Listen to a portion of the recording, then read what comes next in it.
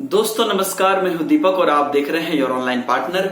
अगर आप कर रहे हैं एनआईएस से डीएलएड या किसी भी टीईटी एग्जाम की तैयारी तो अब आप मुझे इंडिया के लार्जेस्ट लर्निंग प्लेटफॉर्म अनअकैडमी पर भी फॉलो कर सकते हैं। वीडियो के डिस्क्रिप्शन में आपको लिंक दिया हुआ है। अनअकैडमी लर्निंग ऐप को आप अपने ऐप स्टोर या प्ले स्टोर से जरूर डाउनलोड कर लीजिए। तो दोस्तों यहाँ पर इस सीरीज में जो एनआईएस डीएलएड के कोर्स 508 की हम लोग यहाँ पर पढ़ाई कर रहे हैं, उस सीरीज में हम लोग यहाँ पर निष्पादन कला बेसिकली अभी देख रहे हैं। तो इस निष्पादन कला के अंतर्गत हमने इससे पहले बहुत सारी बातें देखी जो कि काफी इंटरेस्टिंग थी। यहाँ पर कुछ और इम्पोर्टेंट फैक्टर हम लोग यहाँ पर देखने वाले हैं। तो अपने किताब की, अपने बुक की पेज नंबर 36 से हम यहाँ पर स्टार्ट करने वाले हैं, जो कि बेसिकली है यहाँ पर कहानी कहना या कहानी का जो है अभिनय करना। आपने देखा होगा दोस्तों कि अलग अलग प्रकार के जब निष्पादन कला की हम बात करते हैं तो हम उस प्रकार की चीजों की बात करते हैं जो कि हम अपने एक्ट से, अपने एक्सप्रेशन से या अपने शरीर के किसी भी गतिविधि से कुछ करके दिखाते हैं, तो वो हम निष्पादन कला कहते हैं। उसी संदर्भ में आपका आता है कहानी कहना या कहानी का अभिनय करना। आपने अपने बचपन के दिनों में देखा होगा कि दादी माँ या नानी माँ अलग अलग प्रकार के परियों की या राजा महाराजा की कहानी सुनाया करती थी। तो ये अगर आप देखिए तो हालांकि अब जो है संयुक्त परिवार की प्रणाली समाप्त हो चुकी है, इसलिए कहीं ना कहीं अगर आप बचपन में देखिए तो अब वो बात, कहानी वाली जो बात थी, अब वो बात नहीं रही और वो अब कहीं ना कहीं एक अलग रूप ले लिया है। अब सब कुछ डिजिटलाइज हो गया है। लेकिन फिर भी अगर आप इस कंसेप्ट को देखने की कोशिश करिए तो जिस भी जगह पे कहानी कही जाती है या कहानी का अभिनय किया जाता है, वो सारी आपकी यहाँ पर जो है कहानी जो है कहना या कहानी के अभिनय करना के अंतर्गत आता है। दोस्तों कहानी सुनने का आनंद और उसी समय नैतिक नृत्यों को प्राप्त करना एक मजेदार उपागम है, क्योंकि जब भी आप कोई कहानी सुनते हैं या कहानी कहते हैं तो उसमें कुछ न कुछ उसका सार छुपा होता है, उसका सारांश होता है, जिससे कि कुछ न कुछ शिक्षा निकल कर आती है कि उन्होंने गलत किया तो उसके साथ गलत हुआ, उन्होंने अच्छा किया तो उसके साथ अच्छा हुआ। तो अगर आप देखिए तो बच्चों के वृद्धि के लिए, बच्चों के विकास के लिए, उनके पर्सनैलिटी डेवलपमेंट के लिए कहानी बहुत ही इंपॉर्टेंट फैक्टर है कि कहानियों से सीख लेना और उस संदर्भ में अपने आप को आगे बढ़ाना कहीं ना कहीं इंपॉर्टेंट है। इसलिए कहानी और अभिनय, कहानी का अभिनय करना भी एक महत्वपूर्ण फैक्टर आपके निष्पादन कला में आ जाता है। इसके बाद हमारा आता है लोक रंगमंच।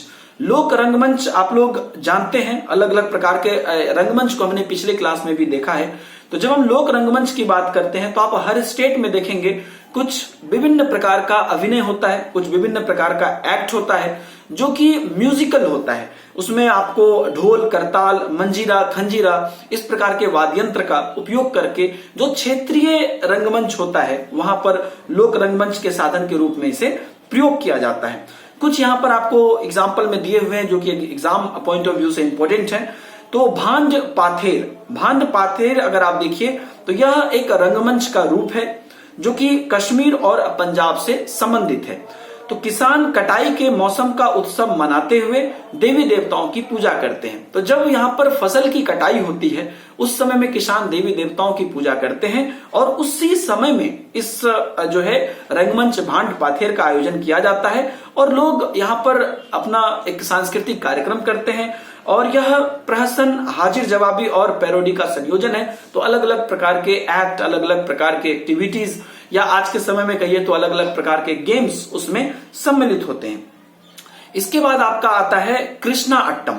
कृष्णा अट्टम नाम से आप लोग जोड़ पाएंगे, ये केरल के गुरुवायूर के कृष्ण मंदिर में प्रत्येक वर्ष कृष्णा अट्टम का निष्पादन होता है। तो बेसिकली ये कहाँ का है? केरल का है, जो कि आपका ऑब्जेक्टिव क्वेश्चन है। और केरल के गुरुवायूर के कृष्ण मंदिर में प्रत्येक वर्ष इसका निष्पादन होता है। क्योंकि ये निष्पादन कला है, क्योंकि एक्ट होता है, तो ये प्रत्येक वर्ष वहां पर होता है।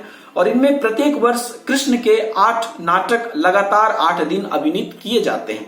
तो 8 दिन तक लगातार ये नाटक होता है और उस नाटक का नाम है, पहला है अवतारम, दूसरा है कालिया वरदान, तीसरा है रासाकृदा, चौथा है कम सावधा, पांचवा है स्वयंवरम, छठा है बनाम युद्धम, सातवां है विविधावधम और आठवां है स्वर्गारोहण। तो ये टोटल अगर आप देखिए तो 8 नाटक है, जो कि 8 नाटक वहां पर जो है दर्शाए जाते हैं, किए जाते हैं। ये नाम आप जरूर याद रख लीजिएगा, आपके बुक में ऑलरेडी अपना बुक में दिया हुआ है, वहां से जाके आप जरूर इस नाम को, नहीं हो सके तो अभी नोट कर लीजिए इस वीडियो में, ताकि आपको एग्जाम में आप आसानी से इसे लिख सकें।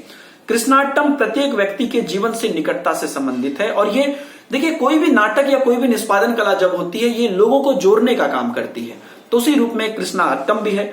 इसके अलावा अलग अलग राज्यों के भी हैं, जैसे हरियाणा और पंजाब के में जो है स्वांग नाम का रंगमंच होता है, उत्तर भारत में नौटंकी नाम से होता है, उत्तर प्रदेश में रासलीला नाम से होता है, गुजरात और राजस्थान में जो है भवाई नाम से होता है, और बंगाल और उड़ीसा में जानना नाम से होता है। तो ये अलग अलग प्रकार के जो है रंगमंच हैं, लोक रंगमंच हैं, क्षेत्रीय रंगमंच हैं जो कि निष्पादित होते हैं।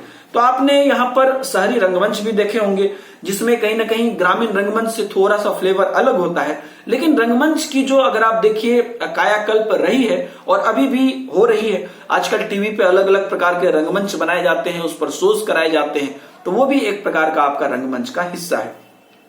इसके बाद आता है आपका कि ये अगर रंगमंच है तो इसे हम कक्षा कक्ष में कैसे इस्तेमाल कर सकते हैं।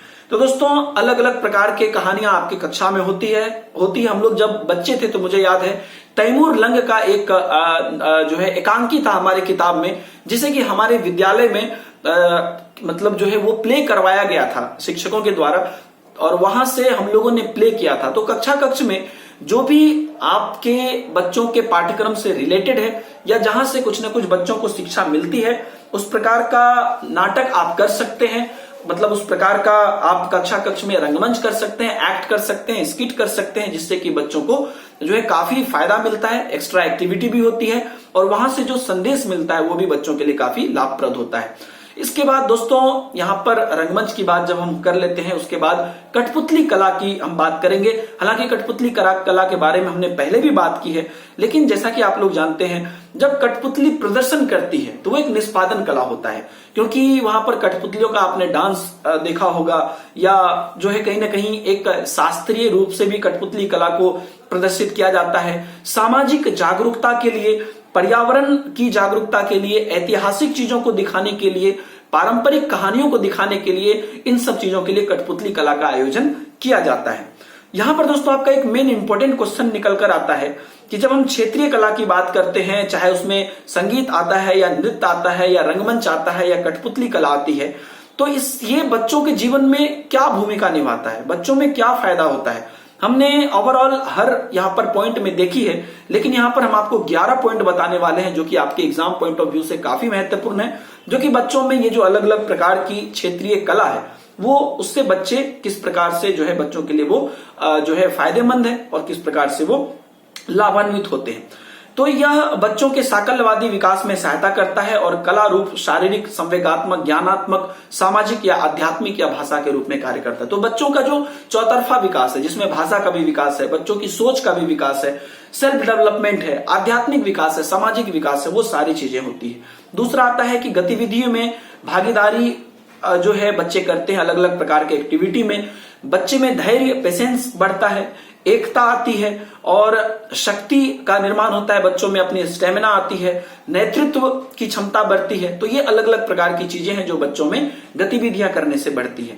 तीसरा आता है कि यह जीवन के प्रति सकारात्मक मनोवृत्ति बनाता है, क्योंकि आप जब कुछ एक्ट करते हैं, निष्पादन करते हैं, तो आप में एक कॉन्फिडेंस बिल्डअप होता है, आत्मनिर्भरता आती है, तो वो सकारात्मक मनोवृत्ति बढ़ाता है। चौथा है यह अन्वेषण के द्वारा किसी भी स्थिति में समस्या समाधान करने का अवसर देता है। क्योंकि आप जब एक्ट करते रहते हैं तो आप अलग अलग प्रकार के एनालिसिस करते हैं, तो यहां से आपकी समस्या समाधान की, प्रॉब्लम सॉल्विंग की स्किल्स भी बढ़ती है। इसके बाद है कि ये एकाग्रता, जो कंसंट्रेशन है, इसको भी ये बढ़ावा देता है। उसके बाद आता है कि ये जो क्रिएटिविटी है या जो इमेजिनेशन है, इसको भी बढ़ावा देता है। इसके बाद आता है कि गतिविधियों द्वारा विद्यार्थी के बीच अंतःक्रिया होती है, जो भाषा की बाधाओं को तोड़ता है। हो सकता है कि विद्यालय में अलग अलग भाषा के बच्चे हों, लेकिन जब गतिविधि कराई जाती है तो वो कहीं ना कहीं बच्चों के बीच में एक कोऑर्डिनेशन लाता है, तो भाषा की वहां पर कोई बाधा नहीं रह जाती है और बच्चे बेहतर वहां पर जो है एक दूसरे से हेल्प लेके काम कर सकते हैं। कक्षा कक्ष में बच्चे जो है अलग अलग क्षेत्र से आते हैं, तो वहां पर कहीं ना कहीं इमोशंस होता है, तो भाईचारे की भावना भी जगती है। अगला यहाँ पर आता है कि क्षेत्रीय कला रूप का संगठन प्रारंभिक स्तर पर होता है। यह क्षेत्रीय बंधन को शक्ति देता है और क्षेत्र के लिए आदर विकसित करता है। क्योंकि आप क्षेत्रीय कला का निष्पादन करते हैं तो क्षेत्र के प्रति सम्मान बढ़ता है और क्षेत्र के डेवलपमेंट के लिए जो है शक्ति मिलती है और उत्साह मिलता है। अगला और लास्ट है कि यह विद्यार्थी को उनकी भारतीय संस्कृति को जानने और समझने तथा राष्ट्रीय एकता को बढ़ाने में मदद करता है। तो जब आप सामाजिक एक्टिविटी में, क्षेत्रीय एक्टिविटी में पार्टिसिपेट करेंगे तो आप अलग अलग फैक्टर को जान पाएंगे कि ये क्यों होता है, कैसे होता है, इसका क्या महत्व है। इससे अगर आप देखिए तो बच्चों को भारतीय संस्कृति को जानने में भी फायदा मिलता है। अगला यहाँ पर आता है कि जब आप कोई निष्पादन कला करते हैं तो उसमें दो चीजें आती है, काफी महत्वपूर्ण है। दो चीजें आती है, योजना और तैयारी। योजना की जब हम बात करते हैं तो उस समय में प्लानिंग यहां पर जब आप करते हैं, योजना जब किसी चीज का आप करते हैं तो उसमें आप क्या करते हैं, सबसे पहले सूचना एकत्र करते हैं। ठीक है, तो ये मतलब तैयारी से पहले का। तैयारी मतलब क्या हुआ कि आपको पता है क्या करना है, उसके बाद आप उसको अंजाम दे रहे हैं, उसकी तैयारी कर रहे हैं। लेकिन योजना मतलब क्या है कि आपको जो करना है उस पर आप एनालिसिस कर रहे हैं। तो उसके लिए इंटरनेट से, पुस्तक से, अभिभावक से, समुदाय से, अलग अलग जगह से प्रसंग उठाया जाता है और उसे समायोजित किया जाता है कि किस प्रकार से इस पर्टिकुलर निष्पादन कला की योजना बनाई जाए। और कला रूप की सूचना प्रमाणिक होने के लिए यह बहुत महत्वपूर्ण है कि जो कि विभिन्न संसाधनों से एकत्रित की जा सकती है। तो अलग अलग संसाधन होते हैं जिससे कहीं ना कहीं आप जो है कला का एक रूप समझ सकते हैं और उसकी क्या महत्ता है या उसको कैसे निष्पादन किया जा सकता है उसे आप समझ सकते हैं। तो अगर आप कक्ष की बात करें तो ये भी यहां पर भी आप निष्पादन कर सकते हैं। क्योंकि आप योजना बना रहे हैं, आपको ये सोचना पड़ेगा कि हम कहां पर करेंगे। तो कक्ष आप प्लान कर सकते हैं, या कोई आप स्टेज है, या कोई अगर आप सामुदायिक भवन है, उन सब जगहों का प्रयोग कर सकते हैं। उसके बाद में भी आपको वहां पर ड्रेसिंग की बात आती है तो आपको अलग अलग प्रकार के आभूषण, अलग अलग प्रकार के वस्त्र की तैयारी करनी पड़ सकती है। तो आप एक ओवरऑल सोचिए, जब कोई आप योजना बनाते हैं किसी काम की, खास करके कोई कुछ निष्पादन करना चाहते हैं, कुछ एक्ट करना चाहते हैं, उसके लिए आपको जो है म्यूजिक की जरूरत पड़ेगी, या एक्ट की जरूरत पड़ेगी, या ड्रेस की जरूरत पड़ेगी, जगह की जरूरत पड़ेगी। हर एक चीज यहां पर जब आप योजना बना रहे होते हैं तो उसमें आप ये सोचते हैं। इसके बाद आता है तैयारी। तो जब आप योजना बना लेते हैं और आपको एक लेआउट मिल जाता है कि हमें क्या करना है, उसके बाद आप उसकी तैयारी शुरू करते हैं। तो यहां पर आप बेसिकली जो जो चीजें योजना आपने बनाई, देखिए बस स्लाइट डिफरेंस है, जो जो चीजें आपने योजना बनाई है उन योजना को क्रियान्वित अब आप यहां पर करने के लिए उसकी पूरी तैयारी कर रहे हैं। तो यहां पर अगर आप देखिए तो यहां पर आपको सबसे पहले यह देखना है कि अब जहां पर आपको निष्पादन करना है वो मंच की बनावट किस प्रकार से होनी चाहिए, वो इस प्रकार से होनी चाहिए ताकि अच्छे से एक्ट हो पाए। और मंच के सामने में इतना स्पेस होना चाहिए कि जितने भी लोगों को आपने आमंत्रित किया है या जो एक्सपेक्टेशंस है, जितने लोग आएंगे उस हिसाब से आपका वहां पर कैपेसिटी होना चाहिए। माइक्रोफोन या मंच का माइक उस हिसाब से आपको सेट करना पड़ेगा। प्रकाश की व्यवस्था, लाइट का इंतजाम उस हिसाब से करना पड़ेगा। और मंच को सजाने का काम आपको करना पड़ेगा, क्योंकि अब आप तैयारी कर रहे हैं, मंच को सजाने का काम करना पड़ेगा। और मेकअप जो एक्ट करेंगे उनके लिए मेकअप की तैयारी करनी पड़ेगी। और यहां पर आपको कहा जाता है कि किसी भी तरीके से समझौता नहीं करनी चाहिए और प्रतिभागियों को क्या कहते हैं, शिक्षकों को प्रतिभागियों को स्वयं उनके मेकअप किट लाने के लिए कहना चाहिए। मतलब कहने का मतलब यह है कि कहीं पर भी कुछ भी ऐसा ना हो जो बच्चे के हेल्थ के लिए या फेस के लिए खराब हो। तो बच्चे अपने हिसाब से चीजों को लेकर आए और उसे जो है अपने हिसाब से जो कंफर्टेबल है उसमें वो मेकअप करें। और उसके बाद अगर आप देखिए तो अलग अलग प्रकार के जो उपकरण हैं उनका इंतजाम, चूंकि जब आप एक्ट करते हैं तो मे भी एक्ट में जो भी चीजें जरूरत होती है, चाहे बंदूक जरूरत होती है, कभी लाठी जरूरत होती है, कभी बाल्टी जरूरत होती है, तो उन सब चीजों की आप व्यवस्था करेंगे। और उसके बाद अलग अलग प्रकार के में भी कठपुतलियों के प्रकार आपको, अगर आप कठपुतली कला की अगर प्रदर्शन करने की कोशिश कर रहे हैं तो वहां पर अगर आप देखिएगा तो आपको रस्सी, छाया, दस्ताने इत्यादि की इंतजाम आपको करनी पड़ेगी। तो ओवरऑल आप अगर देखिए तो जिस प्रकार की आप कला कर रहे हैं उस प्रकार के कला के हिसाब से आपको व्यवस्था करना होगा और उसकी तैयारी उस हिसाब से हो कि आप बेहतर तरीके से यहां पर जो है आप परफॉर्म कर पाए। जैसे मान लीजिए 1 मिनट के लिए आपको गाना बजाना है, तो आप जिस सीडी से या जिस मोबाइल से गाना बजा रहे हैं, आप वहां पर पूरी तैयारी रखें कि उस समय में कोई प्रॉब्लम नहीं हो, या उस समय में किसी भी प्रकार का अगर इंटरप्शन आता है तो उसको आप कैसे संभालते हैं। तो ये सारी चीजें आपको यहाँ पर जो है किसी भी शो की, किसी भी रंगमंच की सफलता के लिए महत्वपूर्ण है। तो योजना और तैयारी दोनों पार्ट बहुत ही ज्यादा महत्वपूर्ण है। अब यहाँ पर आपको 3 पॉइंट आता है कि प्रस्तुतिकरण के लिए, जब आप कोई प्रस्तुतिकरण करते हैं, उसके लिए विषय से संबंधित अगर आप निष्पादन कला करते हैं तो उसका चयन कैसे करना चाहिए, बच्चों के लिए किस प्रकार से आप चयन करेंगे। तो 3 पार्ट ध्यान में रखना है। ऐसा आप एक्ट करवाएं या इस प्रकार का आप जो है वहां पर, चाहे वो कठपुतली कला है या कोई भी क्षेत्रीय कला का जब आप वहां पर निष्पादन कर रहे हैं, तो वो बच्चों के विकास के पहलुओं के संबंध में हो। तो ऐसा कला हो जो जिससे कि बच्चों का विकास हो और वो आपके पाठ्यचर्या से जुड़ा हुआ हो, और वो बच्चों के चिंतन को, मतलब बच्चे का जो थिंकिंग है, बच्चे का जो एनालिटिकल स्किल है, बच्चे की जो सोच है, उसको प्रोत्साहित करने वाला हो। तो ये 3 चीज ध्यान रखना है जब हम कोई किसी भी प्रकार का प्रस्तुतिकरण यहां पर करते हैं। इसके बाद आपको आ जाता है इसका सेफ्टी मेजरमेंट, जिसमें कि संभार तंत्र से संबंधित सुझाव कहते हैं कि आप जब कोई एक्ट कर रहे हैं तो हो सकता है वहां पर बीच में किसी भी प्रकार की दुर्घटना की बात हो जाए, कोई परेशानी हो जाए, तो जो फर्स्ट एड बॉक्स है, प्राथमिक चिकित्सा है, और जो छोटी छोटी चीजें हैं जिससे कि आप तुरंत उस पर रिएक्ट कर सकते हैं या उसको ठीक करने की कोशिश कर सकते हैं, वो सारी चीजें वहां पर उपलब्ध रखनी चाहिए। प्रारंभिक डॉक्टर सुविधा, जैसे कि मान लीजिए कि सेफ्टी पिन है या सुई धागा है या मेकअप किट है, तो ये सारी चीजें, और साथ ही साथ जितनी भी चिकित्सा की चीजें हैं वो सारी चीजें उपलब्ध होनी चाहिए। और किसी भी रूप में यहाँ पर ये देखा जाना चाहिए कि लोगों को जो एक्ट कर रहे हैं उसको कोई परेशानी ना हो, और जो लोग वहां पर पहुंचे हुए हैं, संभार तंत्र जहां पर कि ये प्रोग्राम हो रहा है, वहां पर किसी भी प्रकार के अनियमितता ना हो। ये सारी चीजें, चाहे वो मेडिकल से रिलेटेड बात हो या लोगों के कंफर्टेबिलिटी से रिलेटेड बात हो, इन सब चीजों की व्यवस्था यहां पर करनी चाहिए। तो ये आपका हो जाता है जो है अलग अलग प्रकार के निष्पादन में आप कैसे अपनी भूमिका निभाते हैं। लास्ट में इस चैप्टर में आपका एक पॉइंट है कि प्रायोगिक गतिविधि को आवृत करने के लिए एक फोल्डर का निर्माण करना। तो जब आप गतिविधि कर रहे होते हैं, तब मान लीजिए आप बात करके कितना कुछ याद रख पाएंगे, तो आपको एक फोल्डर का निर्माण करना चाहिए जिसमें कि जो गतिविधि कर रहे हैं उससे रिलेटेड नोट्स, जो आप विधि अपना रहे हैं उसकी विधियां, फोटो, या जो दर्शक हैं या अभिभावक हैं या जो प्रतिक्रिया है, मतलब रिव्यू जो लेते हैं, फीडबैक लेते हैं, उन सब के लिए ये सारी चीजें आप एक फोल्डर में जो है नियंत्रित करके रखें, ताकि आपका उस एक्ट का पूरी चीज यहां पर एक जगह जो है एकत्रित होकर रहे। इससे क्या होगा कि आप देखते होंगे जब भी कभी एक्ट होता है तो जो वहां पे मैनेजमेंट में होंगे उनके हाथ में हमेशा कुछ ना कुछ पेपर रहता है, वो पेपर लेके घूमते रहते हैं। क्यों?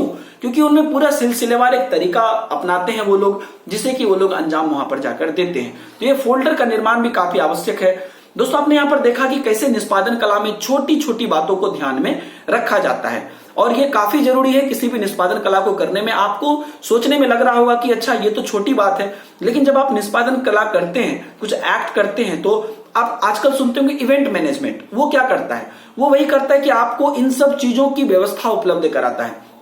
तो हर एक छोटी चीजों का आपको ध्यान रखना है और उसमें से किसी भी प्रकार की प्रॉब्लम ना हो, और योजना अच्छे तरीके से हो, तैयारी अच्छे तरीके से हो, और ओवरऑल निष्पादन कला में किसी भी प्रकार की प्रॉब्लम ना हो, ये यहाँ पर ध्यान रखना आवश्यक है। तो ये दोस्तों हमने यहाँ पर देखा, और यहाँ पर हमारा निष्पादन कला का यूनिट जो है खत्म होता है। अगले क्लास में हम लोग इसका जो है ऑब्जेक्टिव क्वेश्चन देखेंगे, और इसके जो लघु उत्तरीय दीर्घ उत्तरीय क्वेश्चन हैं उसे आप जरूर बनाएं। उसका डायरेक्ट आंसर आपको यहाँ पर किताब में मिल जाएगा, और उसकी प्रैक्टिस आप जैसे जैसे चैप्टर चलते रहती है उसकी प्रैक्टिस आप करते चलें। ऑब्जेक्टिव क्वेश्चन को भी हम देखेंगे और फिर आगे भी इंटरेस्टिंग चीजों को देखेंगे। यही था दोस्तों एक और नया लेसन। उम्मीद है कि आपको पसंद आया होगा। मिलते हैं आप लोगों से नई वीडियो में। अगर आपने अभी तक योर ऑनलाइन पार्टनर को सब्सक्राइब नहीं किया है तो जरूर अभी चेक कर लीजिए और सब्सक्राइब कर लीजिए, ताकि आगे का नोटिफिकेशन मिले। और लाइक करिए, कमेंट करिए, शेयर करिए। मिलते हैं नए वीडियो में, दीजिए इजाजत, बाय बाय, जय हिंद।